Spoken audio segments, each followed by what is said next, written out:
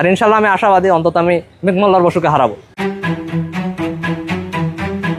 ঢাকা বিশ্ববিদ্যালয় কেন্দ্রীয় ছাত্র সংসদ নির্বাচনে প্রচারণায় নতুন ঢঙ্গে আলোচনায় এসেছিলেন সাধারণ সম্পাদক পদপ্রার্থী আশিকুর রহমান। চোখে সানগ্লাস, ঠোঁটে জ্বলন্ত সিগারেট ও হাতে লাইটার, এমন ব্যতিক্রমী ভঙ্গিতে তৈরি পোস্টারে তিনি রাতারাতি ভাইরাল আশিক হিসেবে পরিচিতি পান। শেষের দিকে এসে ঘোষণা দেন অন্তত প্রতিরোধ পর্ষদের মেঘমল্লার বসুকে হারাবেন, তবে ভোটের বাক্সে সেই জনপ্রিয়তার কোনো প্রতিফলন ঘটেনি।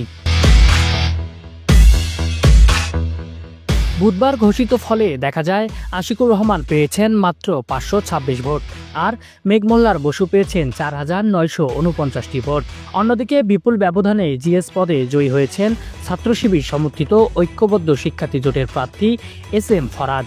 তিনি পেয়েছেন সর্বোচ্চ 10,794 ভোট। তার নিকটতম প্রতিদ্বন্দ্বী ছাত্রদল নেতা তানভীর বারী হামিম পেয়েছেন 5,283 ভোট। এর আগে গত 23 আগস্ট এক সাক্ষাৎকারে আশিকুর রহমান বলেছিলেন, আমি অন্তত মেঘমল্লার বসুকে হারাবো। যারা আদর্শের রাজনীতি করে তাদের মধ্যে সবচেয়ে লোয়েস্ট ক্যান্ডিডেট হলো মেঘমল্লার। ওকে যদি না হারাতে পারি তাহলে আমার ম্যান্ডেট থাকবে না। কিন্তু ফলাফলে দেখা যায় ভোটের হিসাবে মেঘমল্লার অনেক এগিয়ে।